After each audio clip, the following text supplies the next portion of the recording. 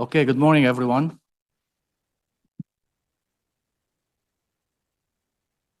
Good morning, everyone, to Agriculture and Rural Affairs Committee, meeting number 17 for October 3rd, 2024.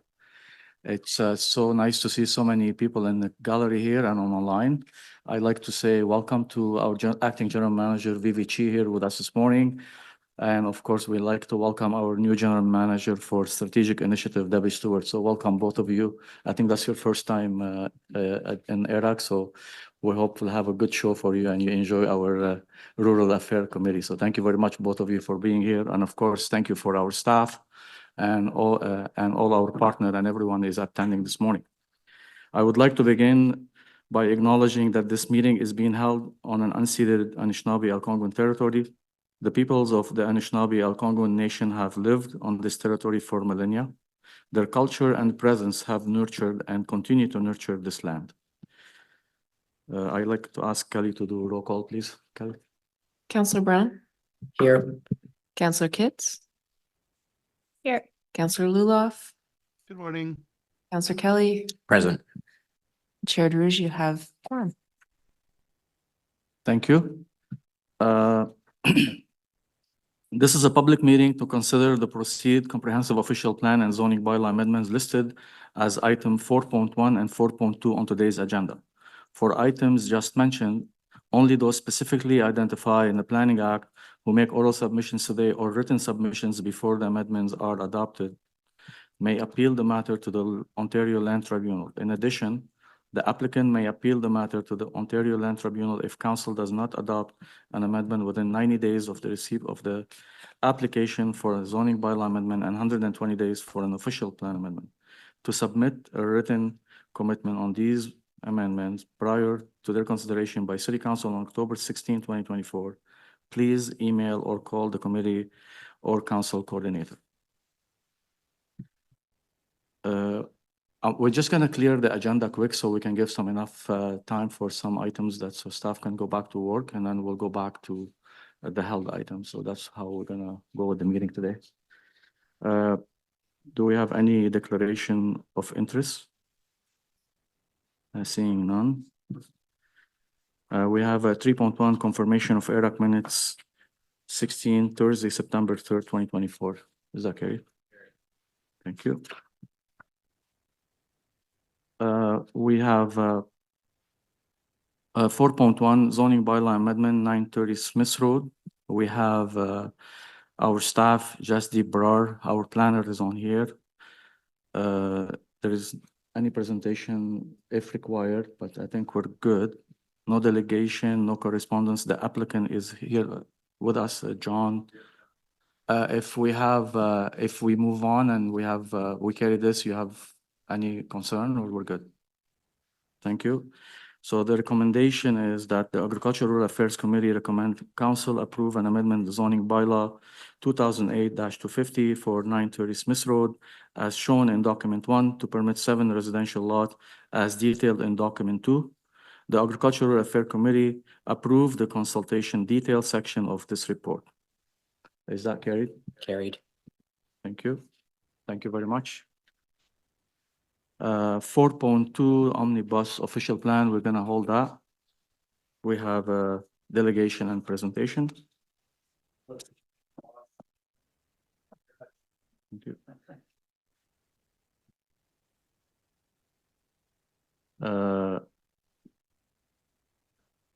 Strategic initiative with 5.1, we have a site alteration bylaw update, and we're going to hold that one because we also have a delegation.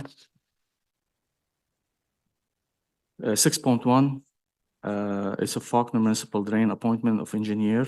We have no presentation, no delegation.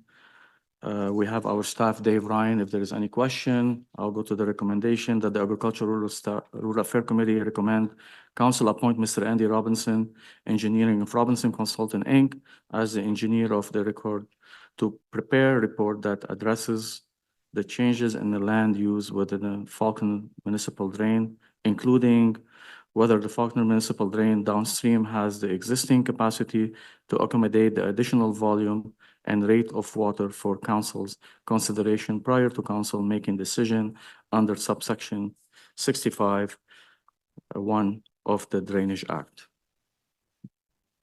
No, any question? Is that carried? Carried. Thank you very much. Second, 6.2, it's similar, also another Lily Municipal Drain. We also have Dave Ryan. There is no presentation, no delegation, no correspondence. Recommendation is that the Agriculture and Rural Affairs Committee recommend council appoint Mr. Andy Robinson, Engineering Robinson Consulting Inc., as the engineer of record to prepare preliminary report under Section 10-1 of the Drainage Act in response to a petition received under Section 4 of the Drainage Act as described in this report. Question? Carried? Carried. That's carried. Thank you very much, Dave. Thank you, Mr. Chair. You can go back to work now. 7.1, it's a all-way protected permitted left turn signal at intersection of River Road and Mitch Owens Road. We have a staff, if we have questions, Stuart Edson here is with us. A recommendation that the Agricultural Rural Affairs Committee recommend that council approve the installation of protected permit left turn facing advanced left turn arrow in all direction at the intersection of River Road and Mitch Owens Road. No question. Is that carried? Carried. Thank you very much. Thank you, Stuart. We have additional motion of the will of the committee. I think we have, we need to add a motion. So, Councilor Brown. Thank you very much, Mr. Chair. And if it's the will of the committee, I'd like to read this in so we can action it today. It's a time-sensitive matter. That the following motion be added for consideration as an additional item at the October 3rd, 2024 meeting of the Agriculture and Rural Affairs Committee pursuant to subsection 89, paragraph 3 of the procedure bylaw. Whereas council approved a front-ending agreement for the construction of a new roundabout at Perth and Maynell Road in the village of Richmond on the 12th of July, 2023 for a value of $5,209,743.06 plus applicable HST. And whereas the approach from the east leg on Perth Street between Maynell Road and Rochelle Drive has been converted from a rural cross-section to an urban cross-section with a curb on the north side to accommodate a new sidewalk and cycling facility to benefit residents living in the developing community. And whereas the north side curb in place, local farmers have expressed concern that it is difficult to navigate the east approach to the roundabout with their oversized farm equipment. And whereas there is a right-of-way available on the south side section of Perth Street between Maynell and Rochelle Drive to provide that additional width to accommodate oversized farm equipment. And whereas staff working with the developer's consultant have proposed a design modification that expands the pavement width by 2.8 meters on the south side of Perth Street for a distance of 250 meters, with some additional modifications to the constructed splitter island curves at the roundabout, while leaving other constructed elements intact.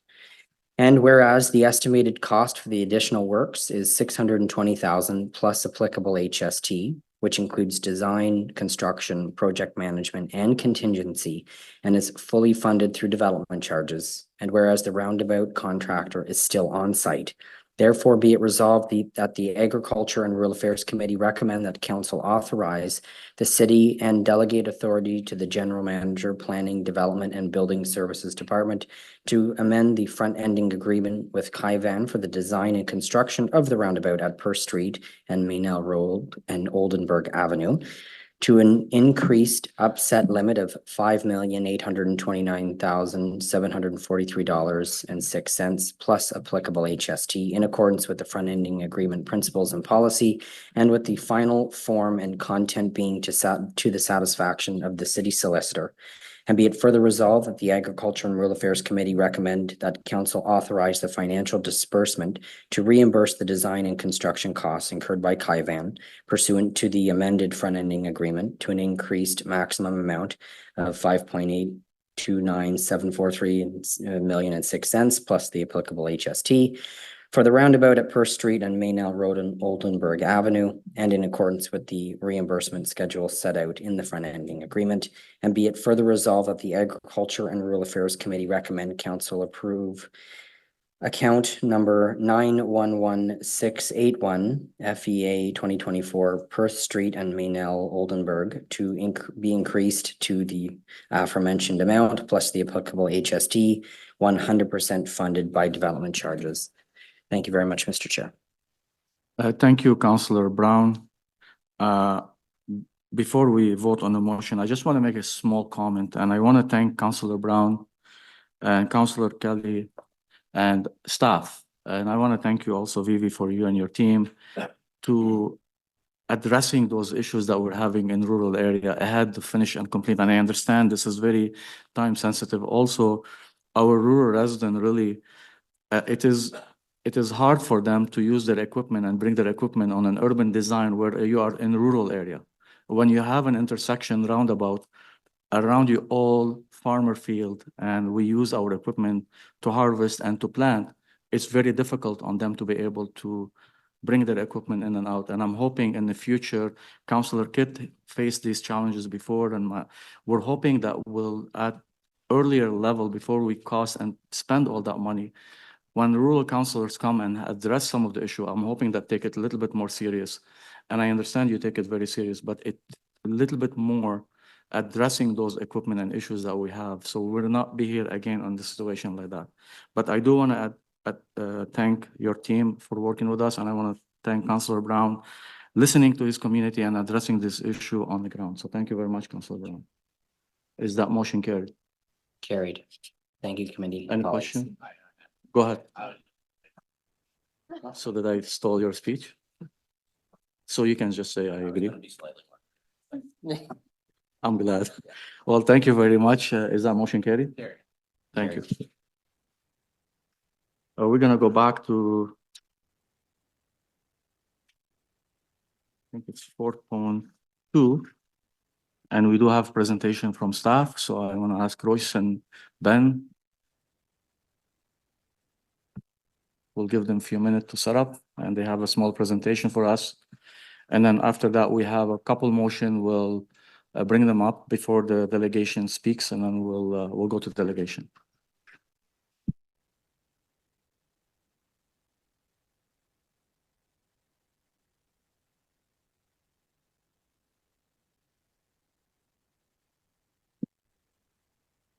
Thank you, Chair and members of committee. So I'd like to reintroduce Ben Morin to the committee. He was here last year presenting on Omnibus 1, and he's back with us on the much anticipated sequel, Omnibus 2. So turn it over to Mr. Morin to take us through the presentation. Thank you, Chair and members of committee. Next slide, please. We are here today to provide an overview of the Omnibus 2 report. The recommendations of the report are as follows: that the Agricultural and Rural Affairs Committee and the Planning and Housing Committee recommend Council approve and adopt this official plan amendment. That the Agricultural and Rural Affairs Committee recommend Council approve one amendment separated from the main report, being the removal of 1600 Stagecoach Road from the village of Greeley, and that the Agricultural and Rural Affairs Committee and Planning and Housing Committee approve the consultation details section of this report. Next slide, please. This report recommends a series of amendments to ensure that the official plan aligns with provincial legislation, is accurate, and is effective. The changes include corrections of errors or omissions, clarifications to improve implementation, and updates based on changes to legislation, council direction, or to better align with the overall intent of the plan. Next slide, please. This will be the second of 3 anticipated omnibus reports. It is primarily focused on changes to Volume 1 of the official plan. Next slide, please. Since the adoption of Omnibus Amendment 1 in September 2023, there have been 2 major legislative changes that have affected the official plan. These include the approval of Bill 150, the Planning Statute Amendment Act.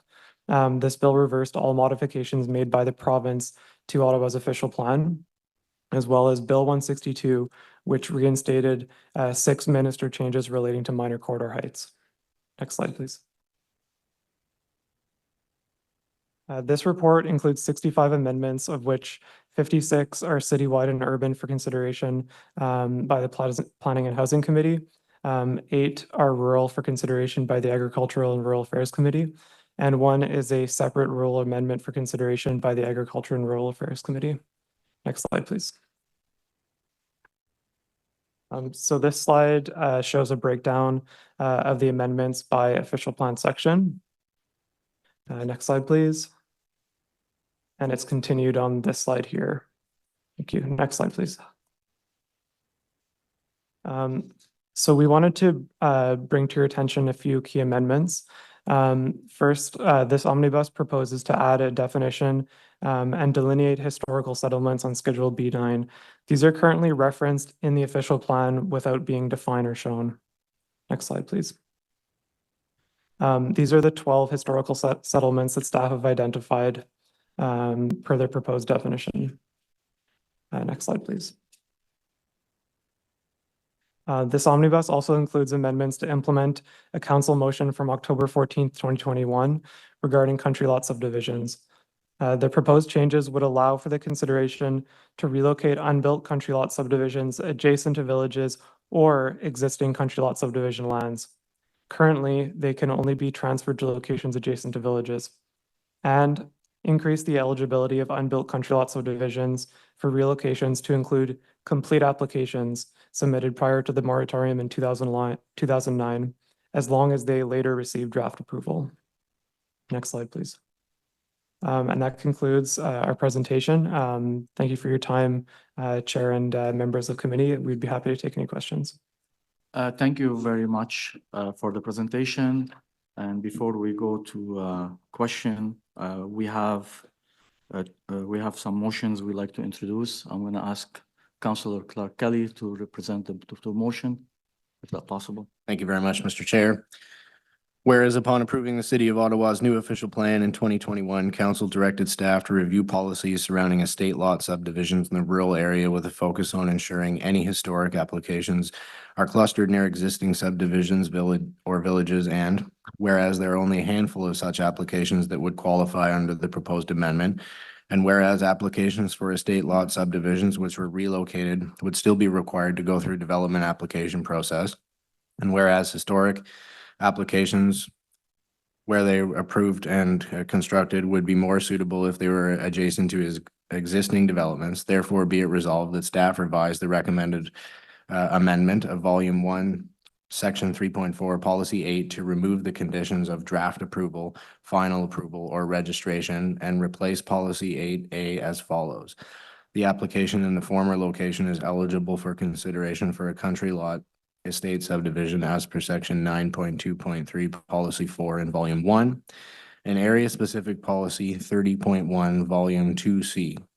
And no development of any kind or local street construction has occurred, and therefore be it resolved that revised amendment 57A and Appendix B, rural amendments, be amended to clarify that a new location is eligible if abutting existing country lot estate subdivision existed as of November 4th, 2022.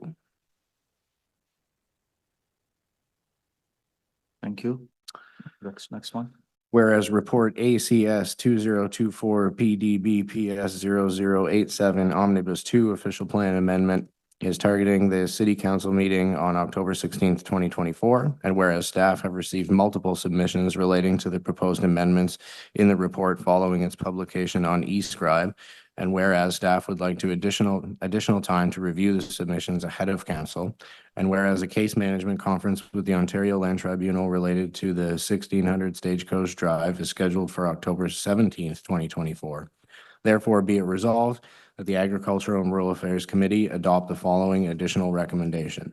That recommendation 2 and proposed official plan amendment 35 proceed directly from Agricultural and Rural Affairs Committee to council meeting of October 16th, 2024. Thank you, Chair. Thank you, Councillor Clark Kelly. And as usual, we're going to hold our questions till after. We're going to allow the delegation to come and speak. So we're going to start first with our delegation, Mr. Dan Anderson from Sunset Lake Development, and Mr. Murray Shaw concerning 1600 Stagecoach Road. And we'll give you a minute to get here, and you have 5 minutes to address the committee. Thank you. Sorry about that. I'll give him this one on. I'm only giving you 5 minutes. I don't know why you need a chair.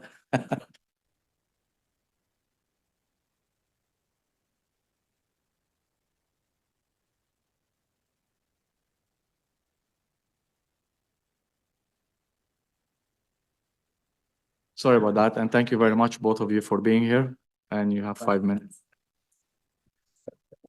Thank you very much for the opportunity to speak. My name is Dan Anderson, President of Sunset Lakes Developments.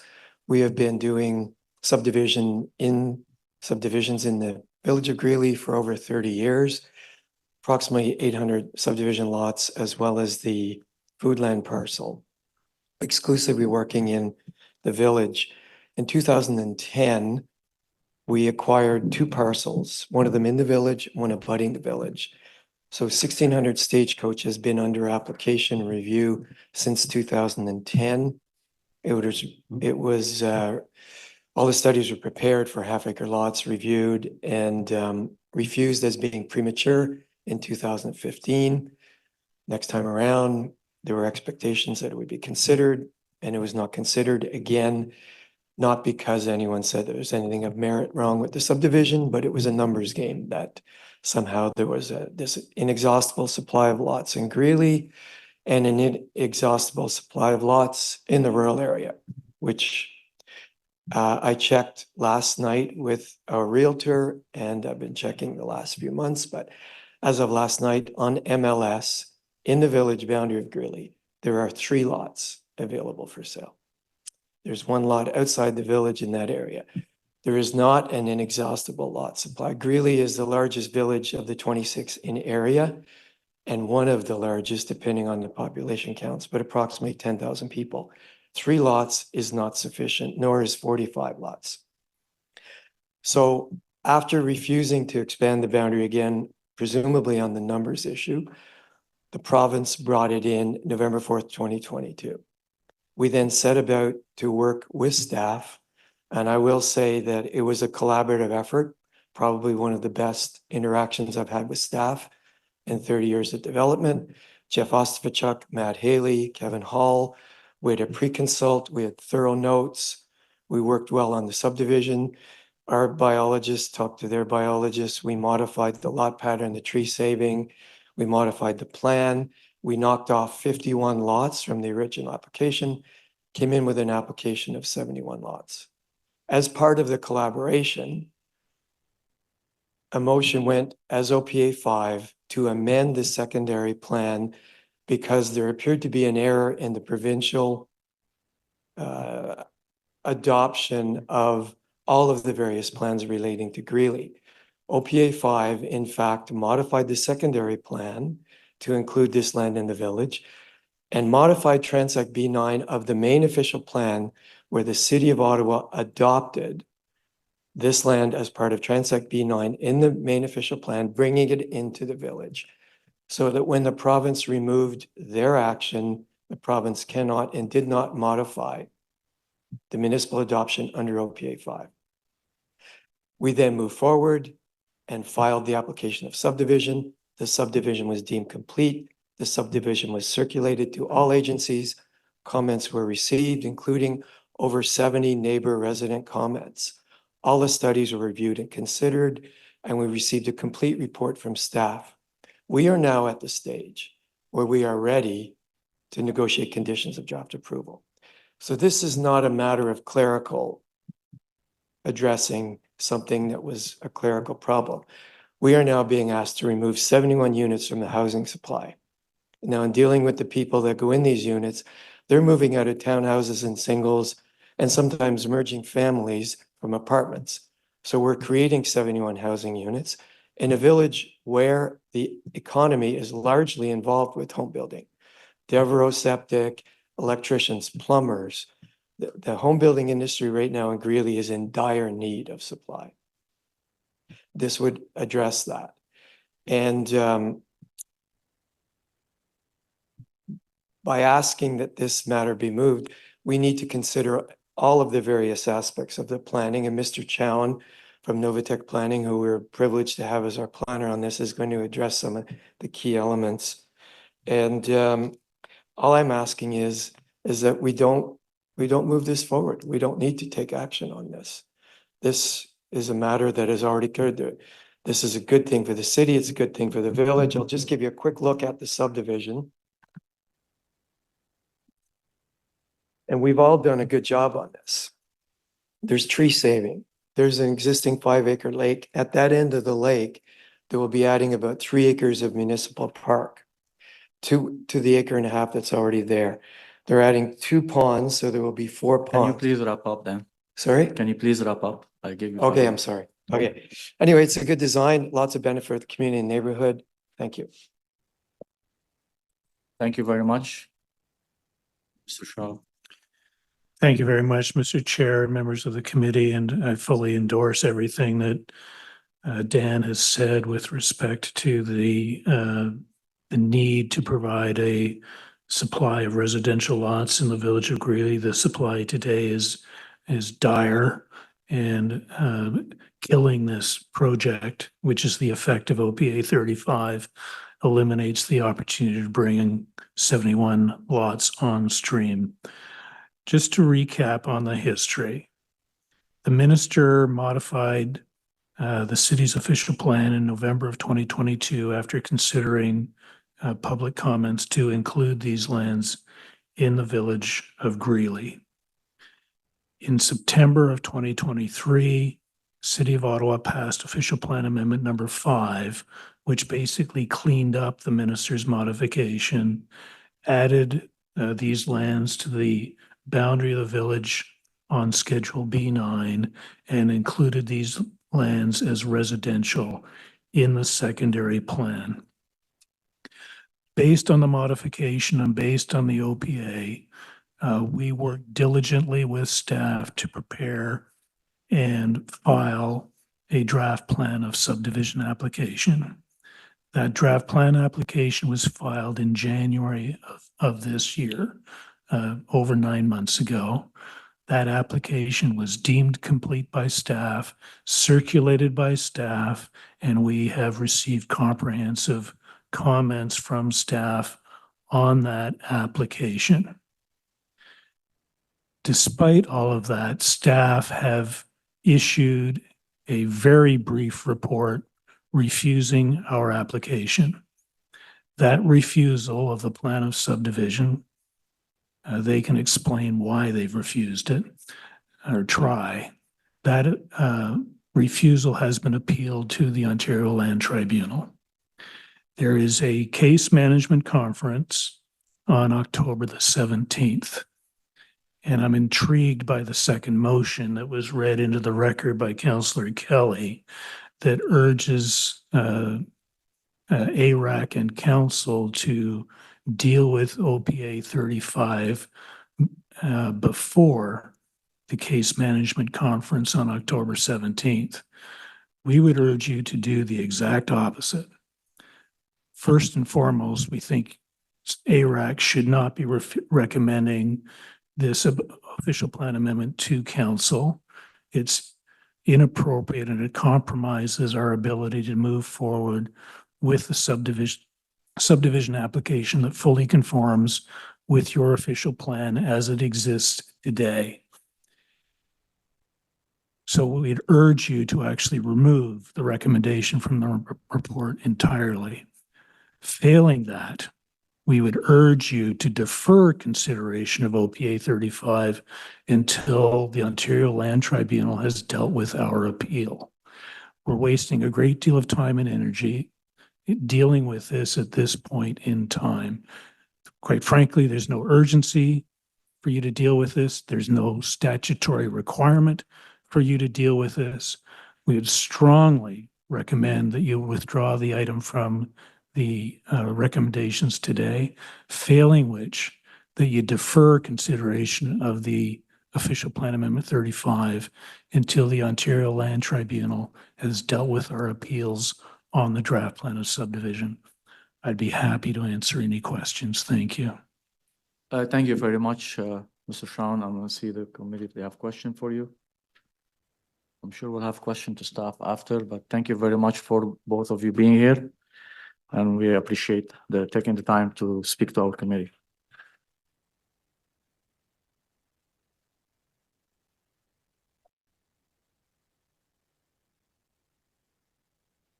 Thank you, Chair. I'm not sure if this is a question for staff or for legal, perhaps both. Say ARAC is sympathetic to the case that Mr. Anderson just brought forward.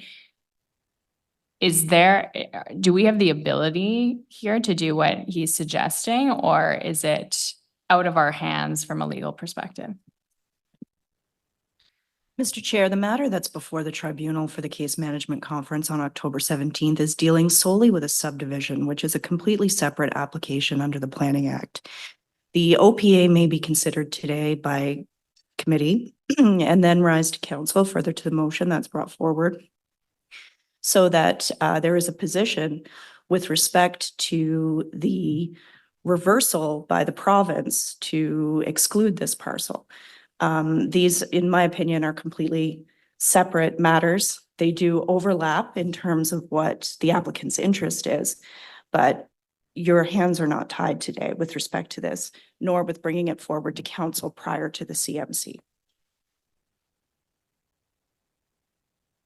Thank you very much. Any other question?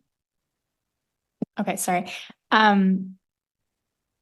So if we reject the OPA, in my view, we are just following through with what the province has directed us, correct? It's not really for this committee to reject the OPA. We don't really have the ability to do that, correct? So from a legal perspective, I consider this to be a housekeeping matter following the direction that the province has already given. Mr. Fu can certainly provide a planning analysis of that direction, given the history of the ministerial approval of our official plan. Thank you. And I also, while you're going to be on the mic, Royce, maybe you can give the committee just a little history of why we're here today. Because we've went through of our official plan, the province added them.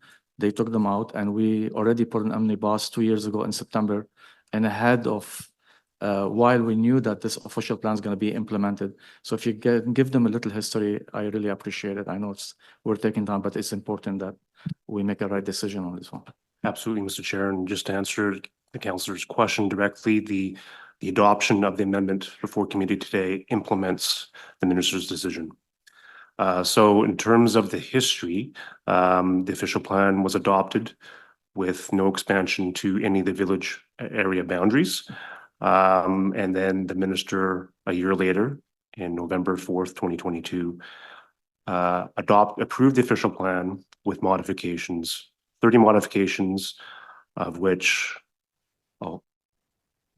many of them related to the addition of the village of Greeley and updating the schedules to reflect the addition of 1600 Stagecoach within the boundaries of the village of Greeley. However, despite the numerous modifications to add the lands to the village of Greeley, the minister unfortunately did not provide a designation in the village plan. So by essence, the village plan had an extension to add 1600 Stagecoach without any designation.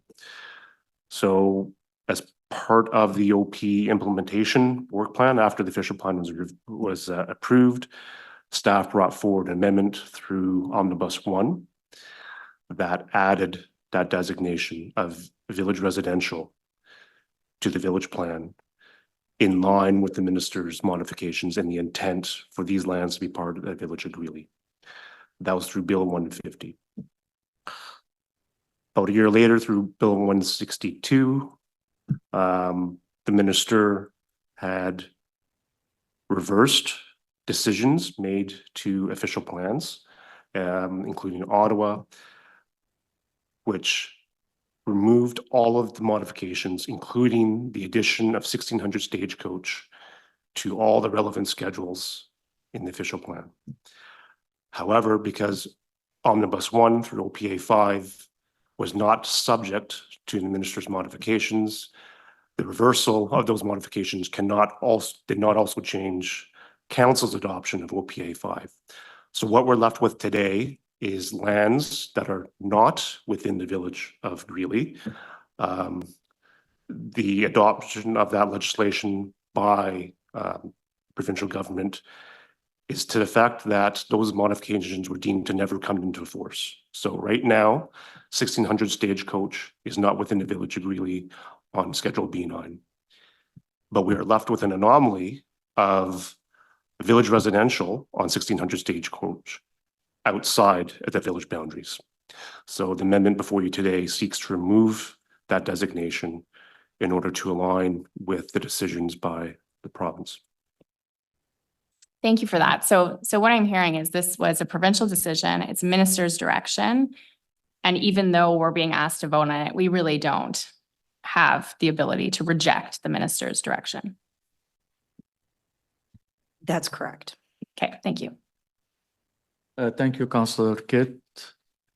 Thank you very much for the history of what happened. And then we are discussing this today because of the matter of what they came in the village. They came into our official plan, then they were pulled out. But we've already went ahead and we did the designation in our omnibus. And I totally understand. And we did have the opportunity, if we want to, when the motion went to council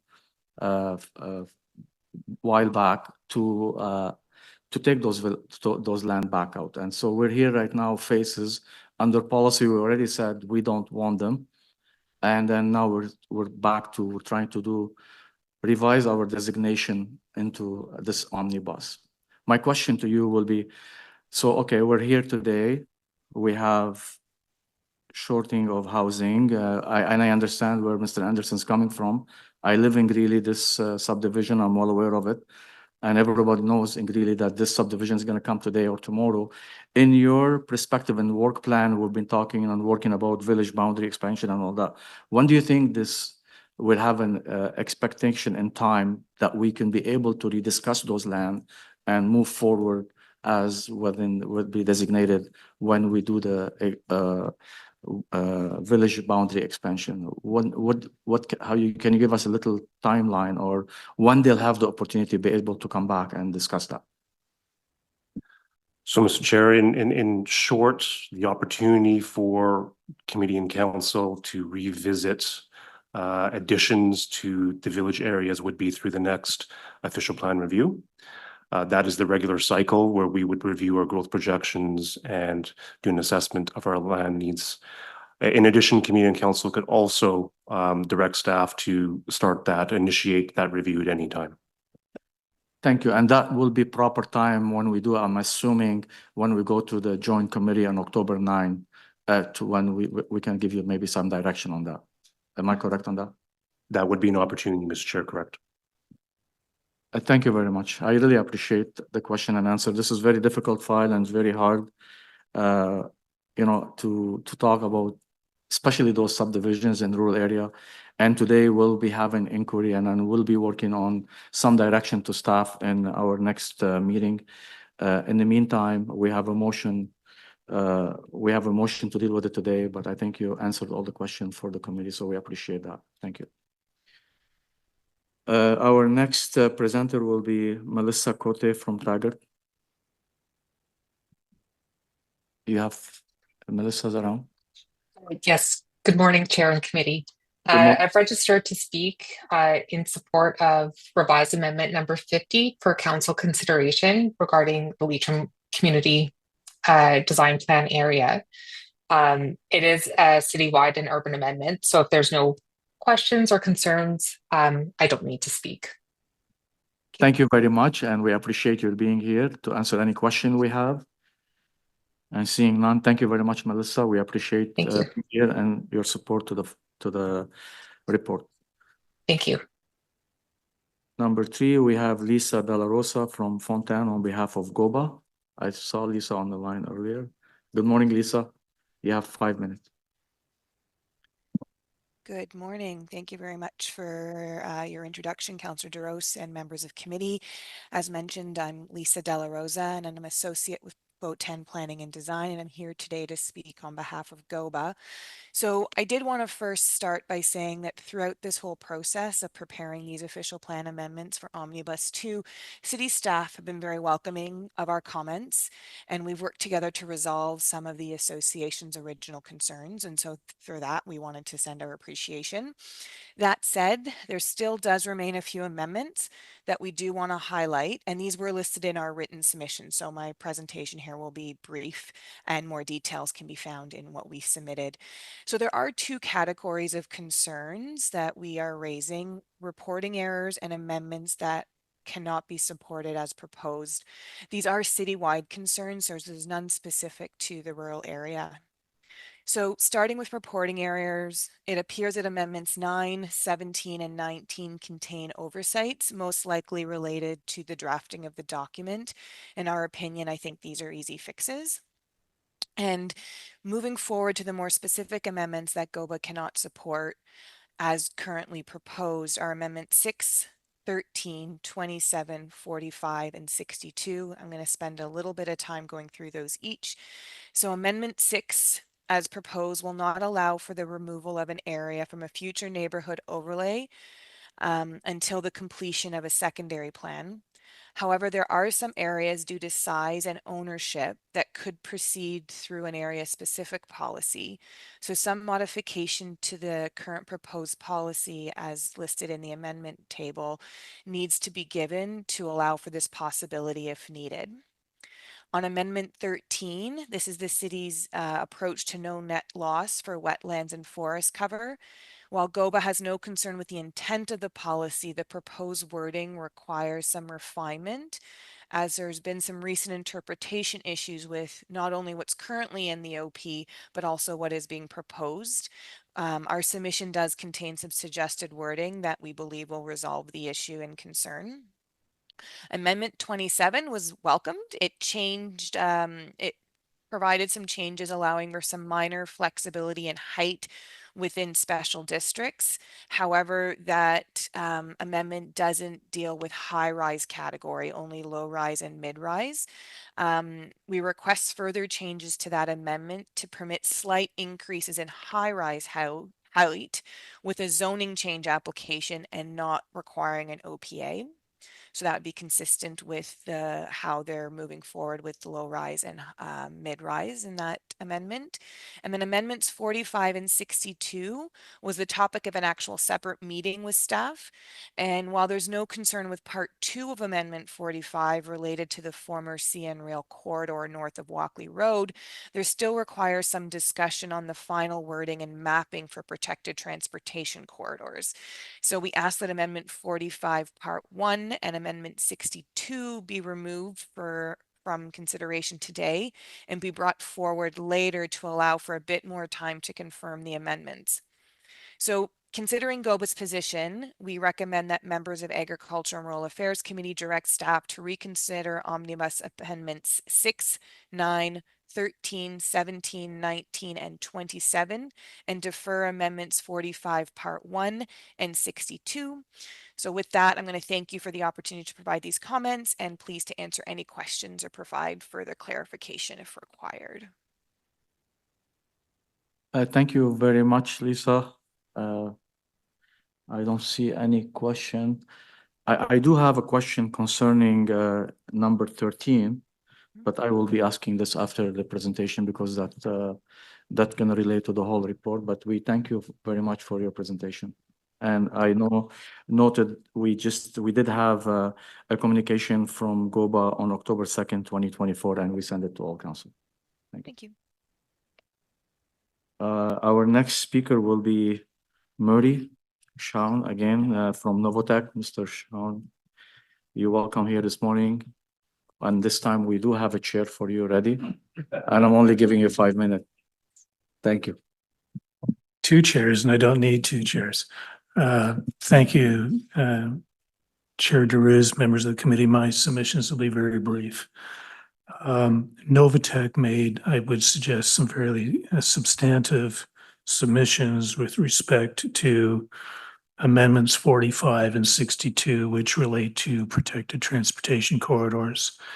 We have not had any discussions with staff since making those submissions. And I don't believe that they will be resolved quickly.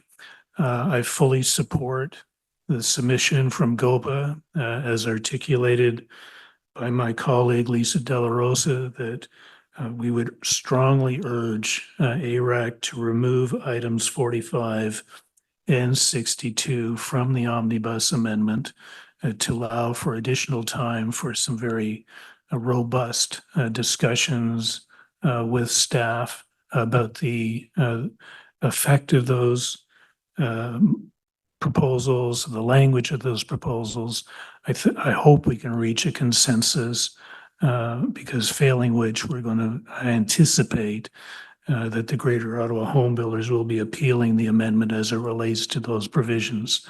And result that I think we'd all prefer to avoid.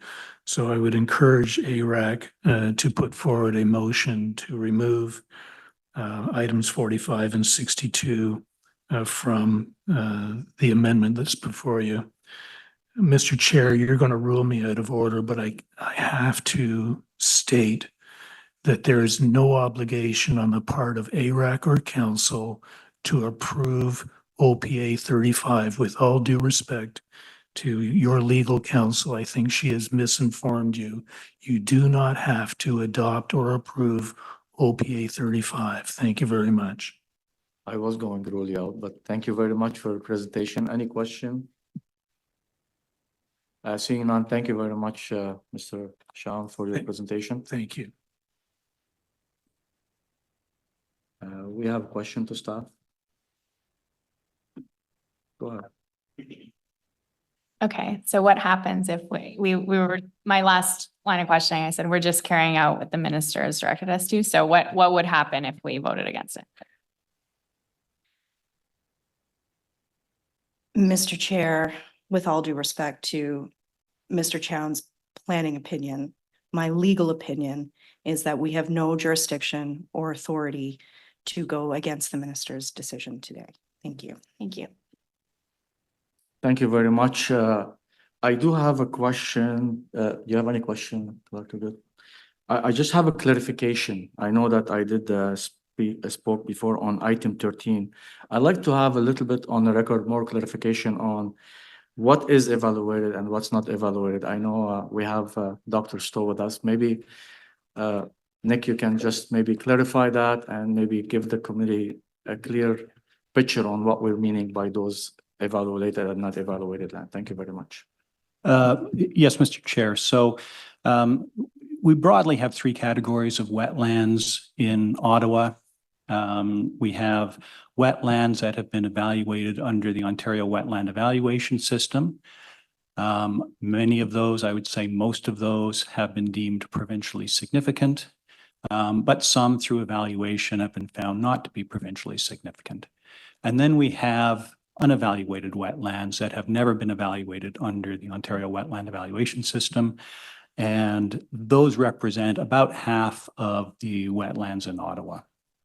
So the no net loss policy it was intended to apply to all wetlands, but through what we consider to be an error, it was ultimately restricted to just applying to evaluated wetlands or non-significant evaluated wetlands, leaving approximately half of Ottawa's wetlands not subject to the no net loss policy.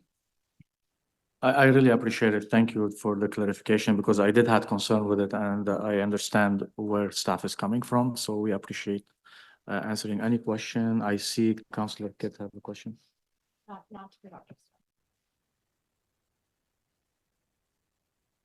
Okay, thank you. So not to beat a dead horse, but just so that I think we have a better understanding.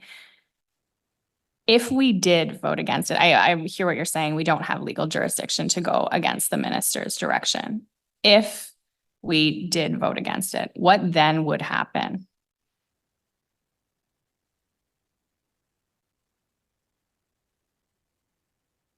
I'm going to pass that over to Mr. Fu to answer in terms of the context of the omnibus bylaw. So, Mr. Chair, I believe staff would have to bring forward an amendment to bring back 1600 Stagecoach into the relevant schedules such as B9 into the Village of Greeley, because right now they are out as per Bill 162 in reversal and reserve modification. So council would be having to taken a position to add lands to the Village of Greeley when we previously did not take that position in the adoption of the official plan. And then the province would have to agree to that. Mr. Chair, that would be a decision of council that's not subject to provincial approval. Okay, but I think based on Councillor Giroux's previous questions, this work is, there may be an opportunity for that in short order. That is correct. Okay, thank you for the clarification. I did ask these questions because I am sympathetic to the applicant, and I've talked at this committee before about how I do think we need moderate growth in villages to sustain them. So I am sympathetic, but I do appreciate sort of the legal position that we are in today, and I'm glad that there'll be an opportunity to relook at this in short order. Thank you. Thank you, Councillor Kit. And I want to continue on the comment that you made. So we did had an opportunity to keep those land back in when we brought motion and we were allowing them. But council right now said no. So we're back to square one. And all what we're doing right now is redoing the redesignation. So that's basically where we are today. So, but to answer and to clarify, I totally agree with you. We do need to look about our villages and about the growth and smart growth. We have cluster of villages everywhere, and then we have lands in between all of them. And then sometimes our policies, and to be fair to staff, our provincial policy statement also sometimes block some of those development. So we're going to be working with our staff very closely, especially the Agricultural Welfare Committee. What we heard from our rural residents throughout the Rural Summit, we will have a separate and different discussions on those villages, and committee members will have an opportunity on October 9 to work with staff and listen and put direction if that's what we want. But right now, in front of us, this omnibus we're going to move forward with. But I also have an inquiry at the end of this meeting to kind of initiate those discussions to look at our villages and our subdivisions in the rural area.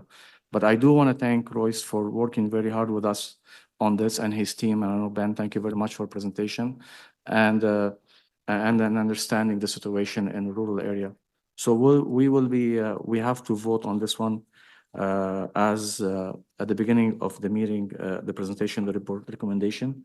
Do I have to read it again? No, but you have to vote on motions. Yeah. So can we vote on the motions first? Is motion number 1 by Councillor Kerry for 4.2 Omnibus 2. Is that carried? Carried. And then the second one, again, the amendment for 4.2 Omnibus on the official plan amendment. Carried. Carried. Thank you. And on the report, on the recommendation that's been presented in front of us, is that carried? Carried. Carried. Thank you very much, staff. I really appreciate the work, and thank you for all our delegation for bringing their concern forward with us. Thank you.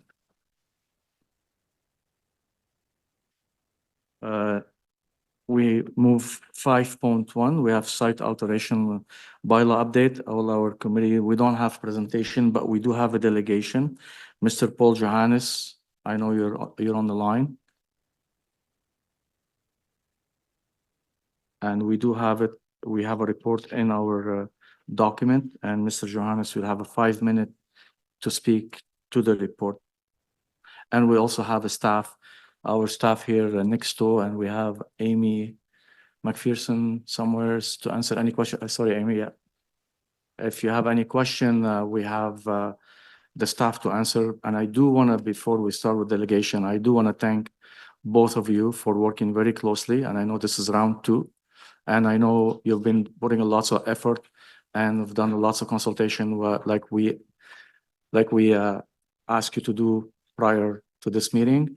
And this is the last report coming out in front of us. I want to thank you for the work you've done. And I did see you visiting all the rural villages and doing your public consultation with all of us, each councillor, so we thank you for that. Mr. Johannes, I'll give you the floor for 5 minutes. Thank you, Councillor DeRusse, members of the committee. So I'm here today representing the Green Space Alliance of Canada's capital to address the site alteration bylaw review.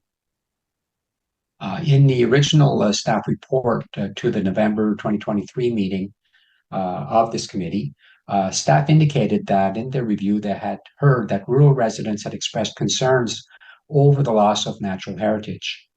And this is why they recommended that the application of Section 11, which deals with the protection of the natural environment, be extended to the rural area. And this was accomplished by striking out Article 1 of Section 11, which is a restriction of the application of the protection of the natural environment. It reads, this section applies only to the area shown on Schedule B of this bylaw as amended. So now by striking that out, that made that provision of that section of the bylaw applicable to the entire territory of the city of Ottawa. So this was not disputed at the November 2023 meeting. And at the time, the expectation was that this application of Section 11 applying to the entire city, as recommended by staff, would be retained. However, it seems that as a result of the additional consultation directed by Council, this restriction has now been reinstated in the current report. Now, what is lost by retaining this restriction is a means of preventing preemptive site alterations in or adjacent to natural heritage system lands. So development on those lands is prohibited in the official plan or restricted in the official plan, but this is only applied at the time of a planning application. So what if a landowner decides to clear cut a woodland or drain a wetland before making the planning application? Then it's too late to apply the official plan prohibitions. That natural feature is already gone. So this is the policy gap that the extension of the bylaw was meant to address. So our question to this committee is, how does the city intend to protect the natural heritage system in these circumstances in the absence of this bylaw? So the bylaw would at least require a notification to the city before undertaking a site alteration in or adjacent to the natural heritage system. Because really, notwithstanding all the exclusions and exceptions in this bylaw, including the agricultural use exemption, there are nonetheless situations where the application of the bylaw would preserve natural heritage system lands, which is a clear direction and priority of the official plan. So we ask that Article 1 of Section 11 of the site alteration bylaw be struck. Thank you. Thank you very much, Mr. Johannes, for your presentation. Any question from the committee?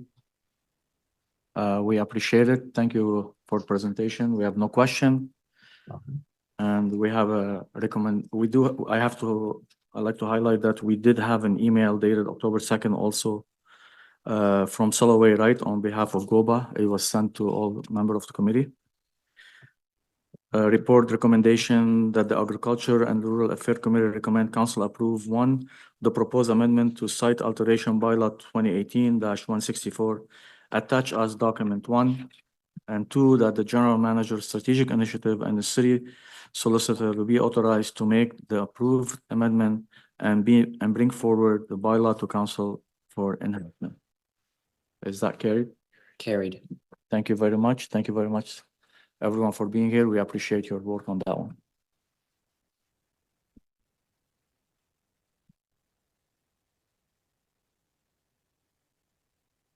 We have no in-camera item.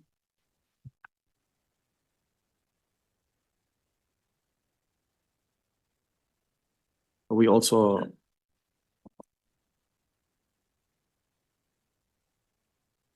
I'd like to acknowledge number 9 also on the agenda as listed, the Ottawa Rural Clean Water Program 2023 annual report.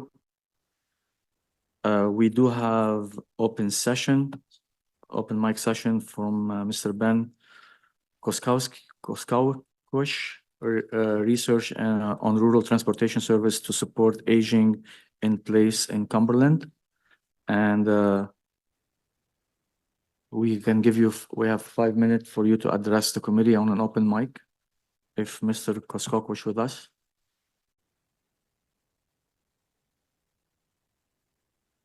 And I like to add, we have also Mr. Holmes.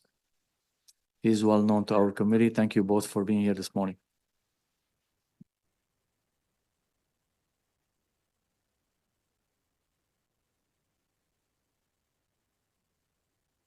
Hear me now? Super. All right. Thank you, Chair and members of committee. My name is Ben Koskowicz, and I'm a master's student at Carleton University. My studies focused on designing rural transportation services to support aging in place. So today I'll talk a little bit about that study and some stuff that I learned. Next slide. For some background, the aging population in rural Ottawa is growing faster than in any other part of the city. With a projected growth rate of 183% over 20 years, it'll reach 30,000 individuals by 2031. Next slide, please. Now, Rural Transportation Solutions for Ottawa it has already conducted research finding that 64% of rural residents believe that the rural area would benefit from more transportation options, and they identified that these would support youth, older adults, commuters, and the growing diversity of rural communities. And my research focused on those older adults. Next slide, please. So the study was designed in partnership with RTS and Ken here, and in consultation with the Cumberland Community Association. I conducted 12 interviews with older adults in Cumberland, and I followed up those interviews with a manager at OC Transpo, where we reflected on some of what I heard in interviews. Next slide, please. So as a qualitative study, the focus was on gathering in-depth information from a small group of people. And in these interviews, we discussed people's current experiences, as well as older residents' visions for improved services. Next slide, please. So these interviews are based on a guide where I showed some existing examples to support people as they generated visions of what improved services could be. Next slide, please. So main findings of the study were related to driving dependence in Cumberland, some of the challenges with transportation options people experience, the travel restrictions that are already being experienced by older residents, and their visions for improved services in the future. Next slide, please. So to show the impact of driving dependence currently, this is a quote from an 82-year-old woman describing her experience of transportation. And she highlights how the need to drive to access different services outside her community contributes to her feelings of isolation where she's at. Next slide. So driving itself also has challenges for older residents. Driving at night, traffic and parking, and driving in winter weather were all described as challenges. Next slide, please. Part of the reason that people are depending on driving is that older residents also encounter barriers with accessing other options. So these issues with driving alternatives were related to misalignment of services with people's individual needs and negative stories that they've heard from others about using services. And then there's also an element of communication where there's a lack of awareness of transportation services like those offered by the Eastern Auto Resource Center, or lack of understanding of transit schedules. Next slide, please. So those challenges impose restrictions on residents that affect their social participation. In separate interviews, I heard from people missing trips to the theater production or to theater productions in other parts of the city, someone unable to visit her sister living in the West End, someone who wasn't able to visit a longstanding friend in the West End, and someone who missed an ALS walk for lack of transportation, a cause that was important to her as she recently lost her husband from the disease. So as residents consider how these restrictions may get worse over time, they don't see themselves being able to stay in the community without driving. Next slide, please. But they did have visions for how services could be improved, which were often based on innovative service models. But common across these visions were that they needed better connection to public transit and central OC Transpo network. They should be operated affordably and efficiently, and they need to be aligned with community context and needs in terms of residents' needs and geography. Next slide. So in the Transportation Master Plan, the city makes commitments to review the demand for rural transit and to seek solutions to improve it. From my study findings, I'd emphasize that it's important to anticipate changing needs over time of rural residents and the unmet transportation needs of people when reviewing demand. When seeking solutions, it's important to consider that older residents are open to innovative solutions and that these solutions are a way of supporting them to age in place. Next slide, please. So to conclude with some key takeaways, older adults in rural Ottawa are already experiencing travel restrictions affecting their social participation, even when they're still driving. Transportation does not currently support people to age in place as their needs change, but older residents are open to innovative ways of improving transportation as long as it is aligned with the needs of their community. Thank you for listening, and I'd be happy to answer any questions. Thank you very much. I have a question for you. We're going to start with Councillor Clark Kelly. Thank you very much, Mr. Chair. Thank you for your presentation today, and you brought your coach with you. The only time he messed up was not asking you to put your mic on, so we'll get you set for the next new recruit, Ken. Thank you very much. This was something I heard about during the campaign when I ran in 2022, but obviously paying for public transit is a big issue at our city right now. We've got a large deficit when it comes to that and some serious challenges in terms of delivering that service.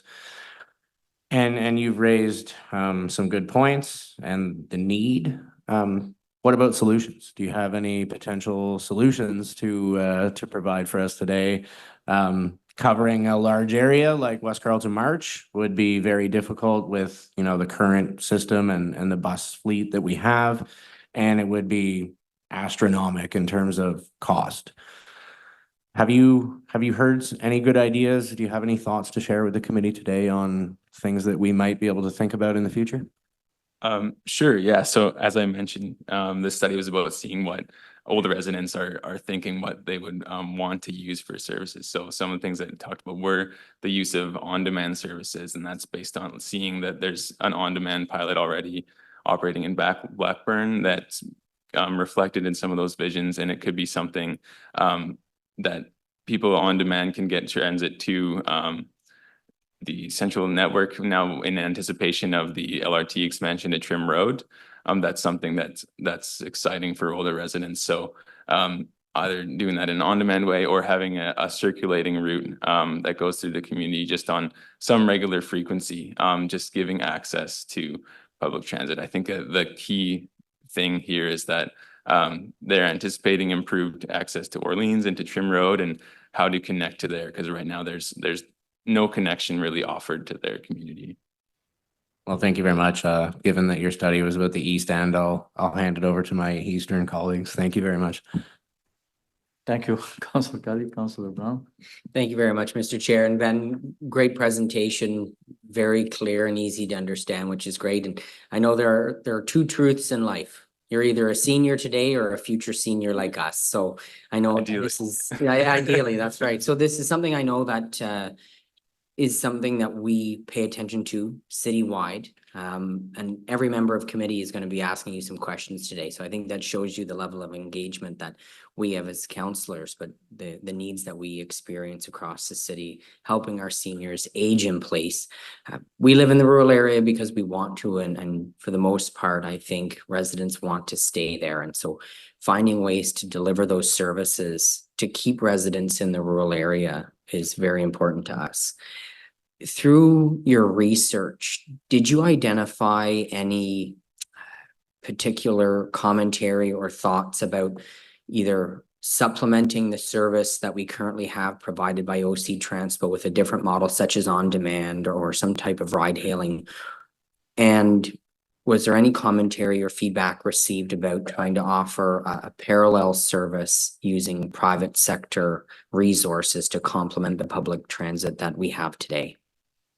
Yeah, absolutely. I think something I mentioned was a key thing is that matching of the service to the community context. And some people felt that doing that, administering the service privately would be a way of having it fit the scale of the community better. They were more open to it, and kind of balancing that practical consideration of how is this service going to be affordable for us as users, but also affordable to us as taxpayers. And I think some sort of private service or public-private partnership was something that people were open to and were discussing as something that had potential.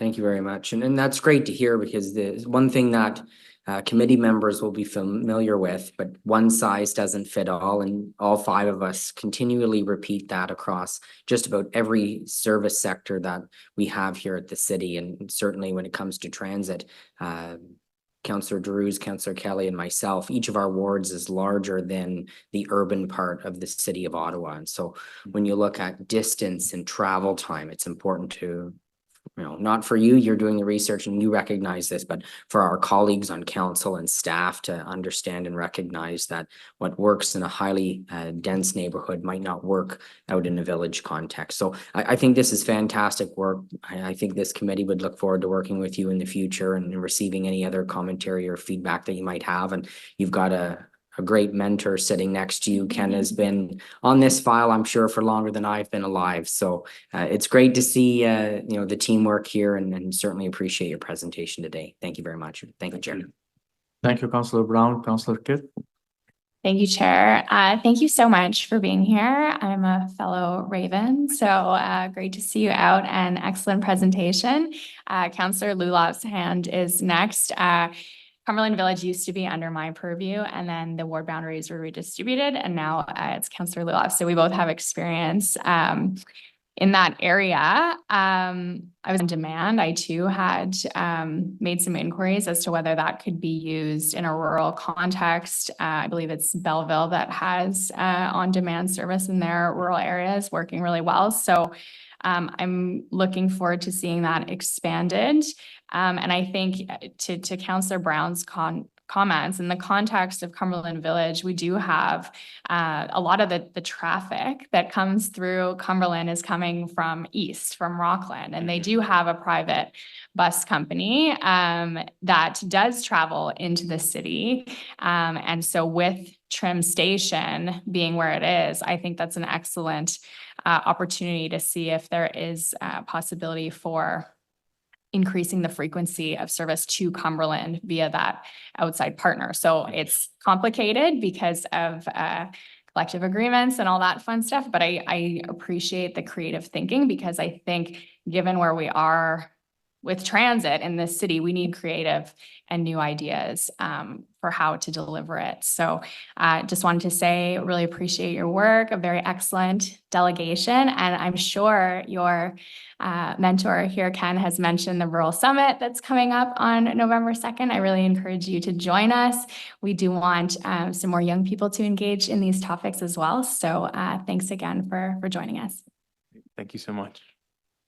Thank you, Councillor Kitt. And I'll leave Councillor Lulof now.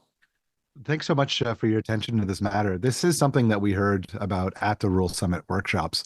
I think every single one of us heard, hey, listen, we pay for transit, but we don't have any options. It's a major frustration in our rural area. And I appreciate the angle that you're coming from. A lot of people want to be able to age in their home, want to be able to stay in their home, and we've got so many barriers making that so difficult. Things like zoning, not allowing for things like compounding pharmacies to be able to be built on some main streets because of the zoning in rural villages, and then just being able to get around. I think Councillor Kitts is right. We do have a real opportunity with Stage 2 opening up and Trim Station, and we've had quite a few conversations with the mayor of Rockland about not bypassing that station. If there are people that are commuting in from further east than Cumberland Village, they should be made to get off at the transit station and support the transit system that the province, the federal government, and the city of Ottawa have spent billions of dollars on. It would also reduce the amount of traffic that we see on the 174 that's operating well beyond capacity as it is.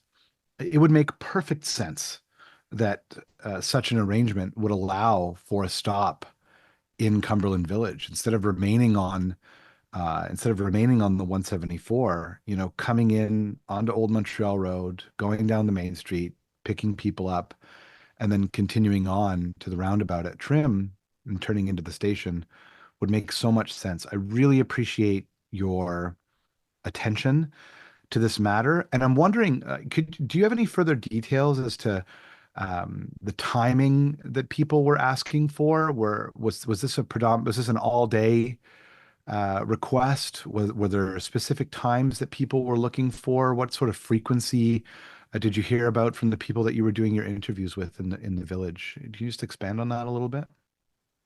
Sure. So I think a key thing right now is that the services, the commuter bus that's there it's too early and too late for people. So there's a big gap in the central part of the day. And for the older people that interviewed, they're wanting to travel in that like 10 a.m. to 2 p.m. range around midday. So people had different suggestions about what the frequency can be, ranging from like an hourly service. But I think people were very pragmatic about that, and we're just asking for like maybe a couple more buses in the middle of the day so that they'd be able to get in and out if they needed to via public transit, and not relying on a super early service in the morning and then being stuck somewhere all day and having to come back. Just having a few bus options in the more central part of the day was basically what people wanted at minimum for frequency.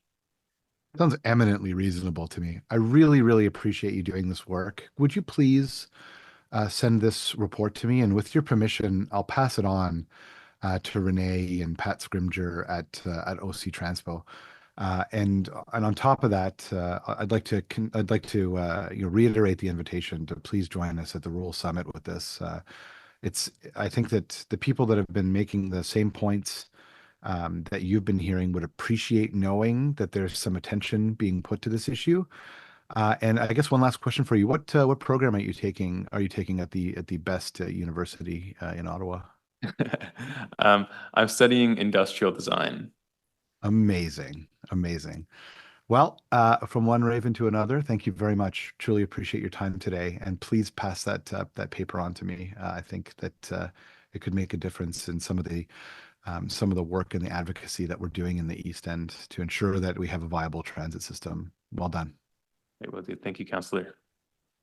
Thank you, Councillor Roloff, and thank you very much, Ben, for being here. And like I reiterate that I encourage you to join us at the Rural Summit, and we appreciate your advocacy on behalf of our city and our rural communities, and specifically, I think Councillor Clark Kelly also will be looking for some of those study. If you have extra time, that would be great. But I also want to thank your mentor, Ken. Ken has been heavily involved in our Rural Summit, and he's been engaging with us. So I'm sure under his direction, you'll be both present at the Rural Summit so we can hear more and we can find more solutions. So thank you both for being here this morning. Thank you so much for your time. Thank you.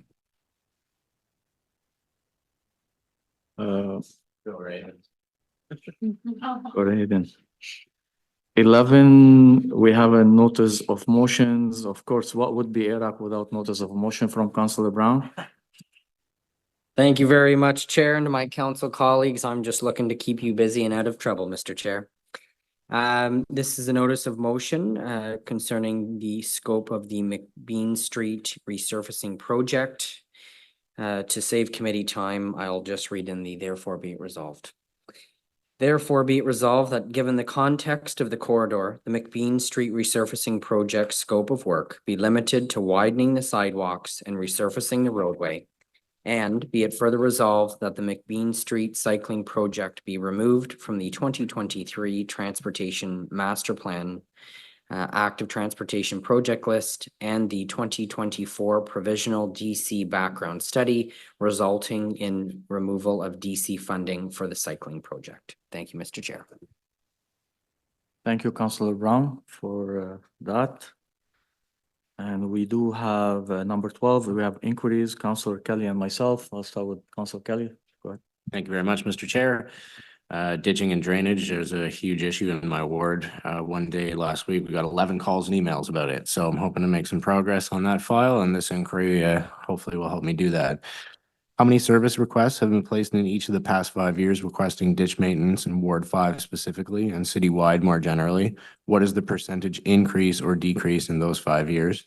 How many of these requests are sent to roads for review and action, and how many are dealt with by infrastructure and water services? What is the average length of time to receive action and close these requests? How many requests in each of the past 5 years have been closed without action or correspondence to the resident? How many property owners have engaged the city to begin the process for municipal drain or petition drain in each of the past 5 years? How many of these requests have resulted in a new municipal drain or petition drain? How many property owners have engaged the city in the past 5 years to begin local improvement process to solve drainage issues? How many of those were engaged? How many of those engagements have resulted in a local improvement drainage area? Where are those located? Thank you very much, Mr. Chair. Thank you, Councillor Kelly. Inquiry from myself, and just a little comment on this one. Throughout our rural summit, we have heard a lot about making our rural villages more vibrant. And I know, but we've heard today concerning our omnibus and what's coming in the future from our planning staff. I'm hoping that they can accommodate that inquiry for our General Manager of Planning, Development and Building Services. With reference to the omnibus report and more specifically Amendment 57 and 57A, can staff please provide information regarding the applications for state lot subdivisions that were approved and deemed complete prior to December 31st, 2009?